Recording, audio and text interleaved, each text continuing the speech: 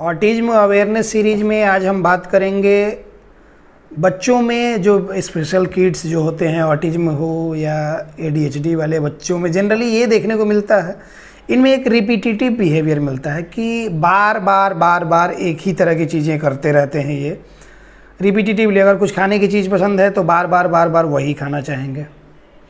या फिर कुछ बच्चों का है कि बाहर चले गए, गाड़ी देख लिया तो गाड़ी से पूरी तरह से ऑब्सेस्ड हैं कि अब वो सारी गाड़ियों को, गुजरती हुई गाड़ियों को देखेंगे। कुछ बच्चों का कलर फेवरेट होता है कि एक उनका खास कलर होगा, उस कलर की गाड़ियाँ वो बार बार देखना चाहेंगे। ज़्यादातर कुछ एक्टिविटीज़ को लेके या फिर राइटिंग को या फिर रीडिंग को या फिर जो भी चीज़ें, मतलब कि सराउंडिंग की जो भी एक्टिविटीज़ हैं बच्चे जो डे टू डे लाइफ में कर रहे हैं, उसमें वो रिपीटिटिव बिहेवियर आ जाता है बच्चे के। बार वही चीज़ें करेगा, कितना भी आप रोकेंगे बार बार वही चीज़ें करेगा। तो कहीं ना कहीं ये ऑब्सेशन का ये होता है कि सिम्टम होता है कि ऑब्सेसिव हो गया किसी चीज़ को लेके।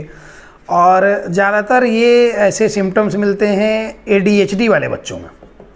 एडीडी या एडीएचडी दोनों एक ही चीज़ है, पहले ये डिफरेंस आप लोग समझ लीजिएगा। एडीएचडी मतलब कि attention deficit hyper active disorder. ADD attention deficit disorder, पहले उसको बोला जाता था, अभी कंबाइंडली उसमें बहुत सारे साइन सिम्टम्स छूट जाते थे तो वो सबको ग्रुप में ये लेके और अभी उसका मतलब कि एक ही नाम कर दिया गया एडीएचडी। तो अभी जो एडीएचडी है इसमें कई बार मैंने बताया है कि इनअटेंशन होता है, मतलब अटेंशन की कमी, इम्पल्सिविटी होती है, हाइपर एक्टिविटी होती है, उसके बाद से ऑब्सेसिव कंपल्सिव नेचर होगा बच्चों का। अब ये ऑब्सेशन का नेचर कुछ बच्चों को मैंने देखा कि उनके फैमिलियल हिस्ट्री में देखा उठा के, तो किसी के फादर को है, किसी के मदर को है कि ऑब्सेसिव कंपल्सिव डिजॉर्डर उनको है, तो थोड़ा बहुत उधर से भी बच्चे में आना स्वाभाविक है। और बाकी सारी चीज़ें एडीएचडी का अगर सिम्टम्स हैं उसमें, तो उसमें भी ये आता है ऑब्सेसिव कंपल्सिव नेचर। तो इसमें क्या होता है कि बेसिकली एक बार एक पेरेंटिंग के ये में मैंने समझाया था, बताया था, उसमें एक वाक़ये का जिक्र किया था मैंने। एक बच्चा था 4 साढ़े 4 साल का रहा होगा, वो क्लिनिक पे आता था हमारे। तो क्या हुआ कि अब उस टाइम में बच्चे को जब मदर लेके आती, जनरली मदर लोग लेके आते हैं क्लिनिक पे, क्योंकि फादर हर जगह वर्किंग है तो मदर लोग ही क्लिनिक पे लेके आती हैं। वो रास्ते में आते हुए क्या हुआ कि रास्ते में एक मंदिर पड़ता, तो उस मंदिर में क्या हुआ कि उस दिन कुछ पूजा थी, कोई फेस्टिवल वगैरह कुछ उस तरह का रहा होगा, तो खास पूजा हो रही थी। तो बच्चे की मदर वहाँ पे रास्ते में मंदिर पड़ा, वहाँ उतर के वो गई, अपना पूजा पाठ उन्होंने किया। तो होता है कि बच्चे लोग के हाथ से दान पेटी में कुछ पैसे डलवा देना, तो 1 रुपये का सिक्का उन्होंने क्या किया कि बच्चे से डलवा दिया। बच्चा लिया, खुशी डाल दिया, टीका हो गया बच्चे को, बच्चा अपना पूजा वगैरह करके वहाँ से चला गया। अब मदर को ये थोड़ी पता था कि ये सारे सिम्टम्स भी बच्चे में होंगे। अब क्या है कि नेक्स्ट डे जब आया तो जैसे ही मंदिर आया वो बच्चा ऑटो से कूदने लगा, मतलब कि भागने लगा, वो एकदम से बेचैन हो गया, मंदिर देख लिया, पहचान लिया। अब वो एडीएचडी का पूरा उसमें ये था। अब वो चूँकि बच्चा ये है, वो ये एडीएचडी वाले बच्चे जो होते हैं शार्प माइंडेड होते हैं, तो शार्प माइंडेड बच्चा था। ऑब्जर्वेशन कमाल की होती है इनकी, ये इनअटेंशन भले हो लेकिन चीज़ों को जिनमें उनको इंटरेस्ट है वो चीज़ों को बहुत जल्दी याद करते हैं वो। तो उसने मंदिर देखा, वो क्या करने लगा कि ऑटो से भागने लगा, मतलब कि उसको उतरना था, किसी तरह से उतर के वहाँ जाना था। तो समझ में पहले नहीं आया, लेकिन वो इशारा करने लगा तो वहाँ पे रोक के उसकी मम्मी लेके गई। अब संयोगवश क्या है कि 1 रुपये का सिक्का जो एक दिन उसने दिया था, वो नया वाला जो 1 रुपये का सिक्का हमारे यहाँ चलता है वो। अब उस दिन 5 रुपये का सिक्का दिया, बच्चा लेना, बच्चा फेंक दे पैसा, वो जिद करने लगे कि नहीं 1 रुपये का सिक्का चाहिए। अब संयोगवश क्या है कि 1 रुपये का सिक्का नहीं भी रह सकता है, किसके पास होता है?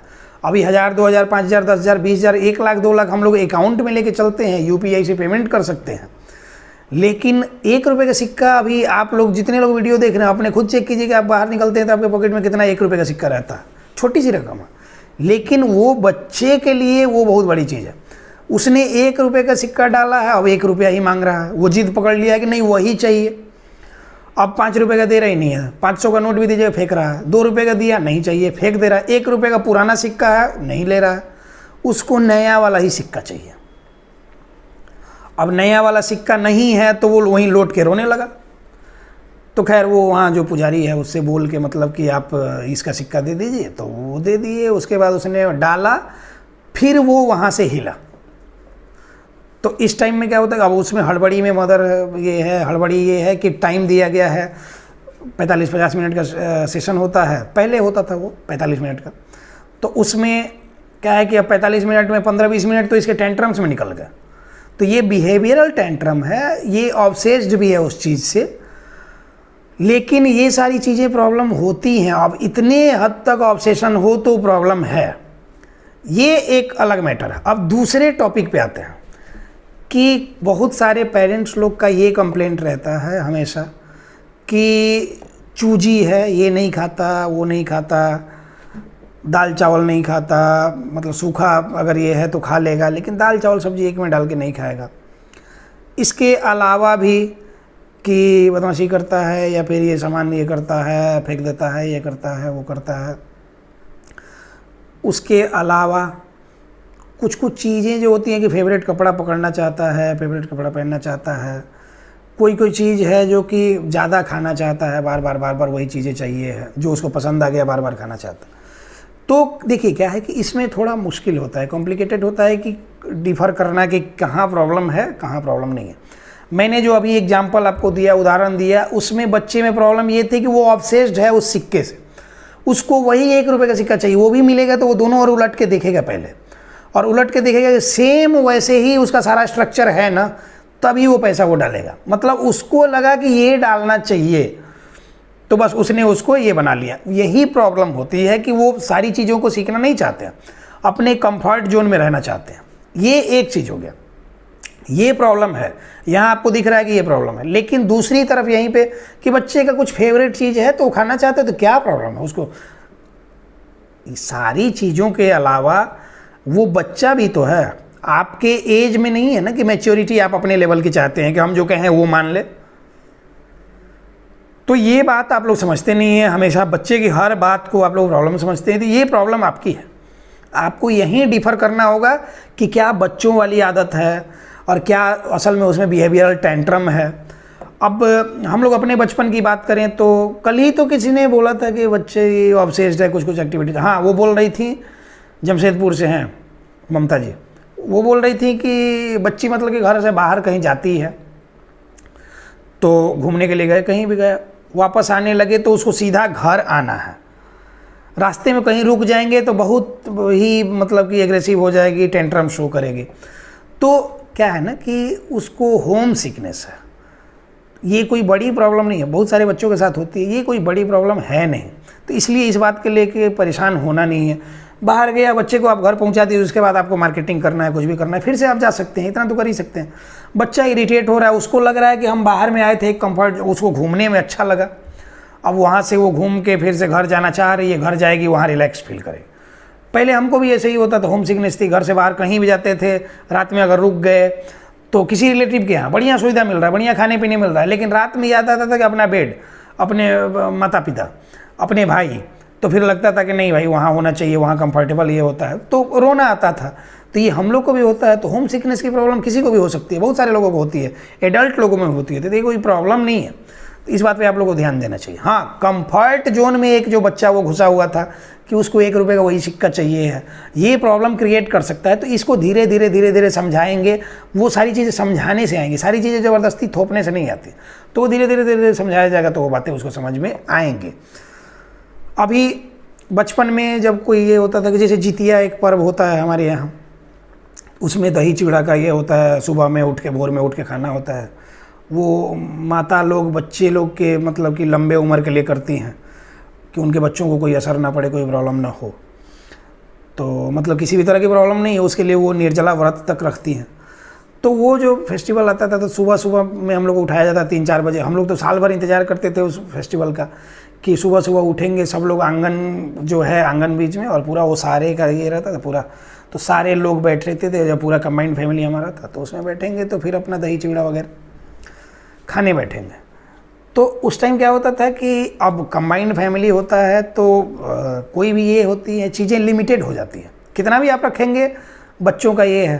तो हम लोग बच्चे थे, समझदारी नहीं थे, तो मतलब हम लोग बार बार खाना चाहेंगे। अब संयोगवश क्या है कि दही ख़त्म हो गया, तो दही ख़त्म हो गया तो लगता था कि मतलब हमको मिलना चाहिए। तो फिर ये सोचते थे लोग, अच्छा हम लोग जब बड़े हो जाएंगे, जब हम खुद कमाएंगे तो बहुत सारा दही खाएंगे।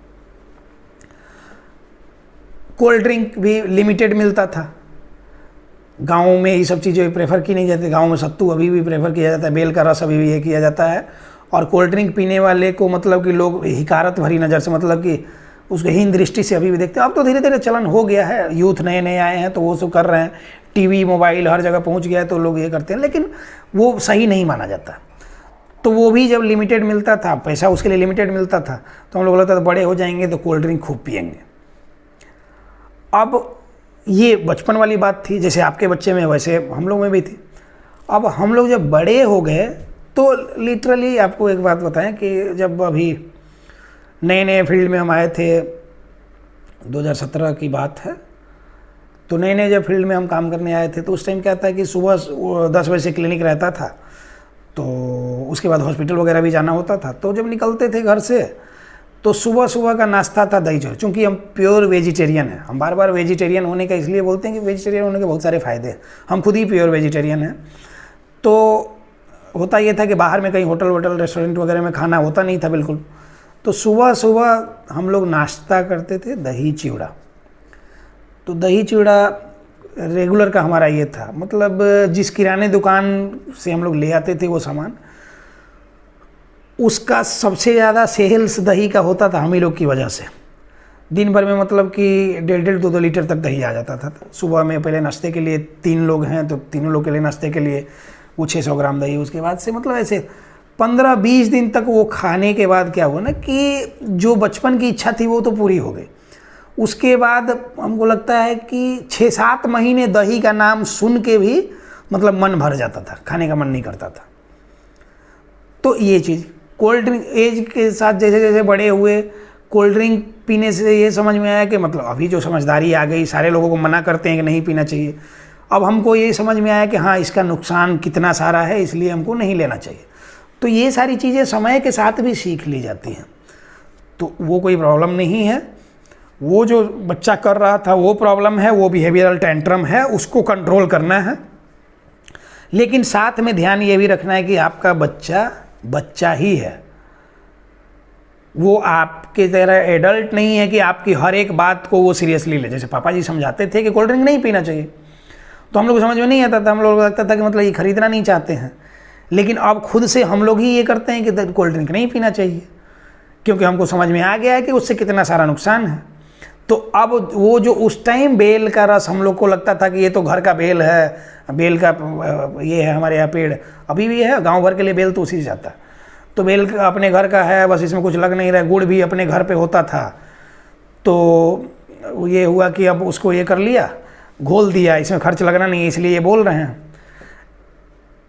लेकिन अब जब अपने पास इतना पैसा है, आया है कि कितना भी चाहे तो कोल्ड ड्रिंक दिन भर में पी सकते हैं, कितना भी खरीद सकते हैं, कुछ भी खरीद सकते हैं, लेकिन अब मन नहीं करता। अब वही बेल खोजने के लिए मतलब कि कई सारा मार्केट घूमना पड़ता, कहाँ से लेके आएंगे।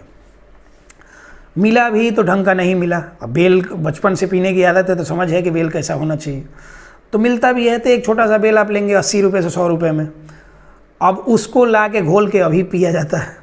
तो उस टाइम की इच्छा थी कि कोल्ड ड्रिंक पियेंगे, बेल से मन भर गया था। अब लगता है कि नहीं, बेल मतलब कि सबसे शुद्ध चीज़ है शरीर के लिए, तो इसलिए बेल कहीं से भी मिलता है खरीद के ले आते हैं, उसका रस पीते हैं। तो ये चीज़ें हैं, समझदारी की बात है, समझाने से समझ में आएंगी, कुछ कुछ एज के साथ भी समझदारी आती है। यही चीज़ हम बार बार समझाते हैं। हम कहते हैं कि आपकी कोई भी प्रॉब्लम हो पैनिक होइए ही नहीं, हम खुद हीलर हैं। हीलर कहने का मतलब कि प्रॉब्लम कोई भी हो, किसी भी तरह की प्रॉब्लम हो, उसके हीलिंग के लिए क्या क्या चीज़ें हैं वो सारी चीज़ें हम समझाते हैं। पेन मैनेजमेंट में पहले जब स्टार्टिंग में हम लोग काम करते थे तो सबका अप्रोच अलग अलग होता है, लेकिन मेरा अप्रोच हमेशा से अलग रहा है, क्योंकि हम हीलिंग पे ज़्यादा, कि पेशेंट का क्या है ना कि फिजिकल जो पेन उसको हो रहा है उससे ज़्यादा कहीं ना कहीं उसको साइकोलॉजिकल पेन, उसके दिमाग में वो उस चीज़ से वो पीड़ा रहती है, वो बेचारा परेशान रहता है। तो वो सारी चीज़ें समझानी होती हैं कि ये जो इतना परेशान जिस चीज़ को लेके है वो टेम्पररी है, कुछ दिन में वो ठीक हो जाना है। तो पेशेंट जब मोटिवेट हो गया तो वो समझ गया कि बात क्या है, उसको सही चीज़ समझानी सबसे ज़रूरी होती है। इसी तरह हम आप लोगों को भी कहते हैं कि पैनिक होने की ज़रूरत ही नहीं है। प्रॉब्लम कुछ भी है, कितनी भी बड़ी प्रॉब्लम है आपके बच्चे में, आप हमारे पास लेके आइए, हम उसका गारंटीड सॉल्यूशन देंगे। उसमें कहीं कोई लेकिन इफ़ बट वाली बात नहीं है, उसका गारंटीड सॉल्यूशन होगा। एज, बहुत सारे हमारे लोग हमारे से सवाल पूछते हैं कि सर एज इतना हो गया है तो रिकवरी संभव है कि नहीं। कुछ लोग पूछते हैं कि कितने एज तक रिकवरी संभव है।